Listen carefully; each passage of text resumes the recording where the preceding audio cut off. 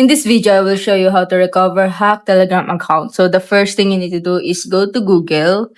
So I will go to my Google here and search for Telegram support. Click on it and then click on this support.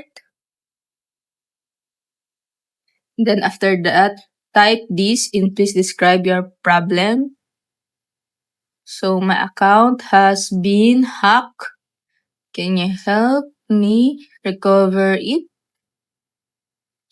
And then type your email here. So I will also include the email word in here, and then after that also type your phone number.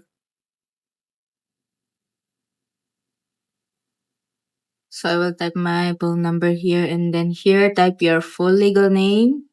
So make sure that it is correct, and then type your email here and then phone number. Then once you complete this, click on verify or human and then click on submit. And that's it. If it helped you, please like and subscribe.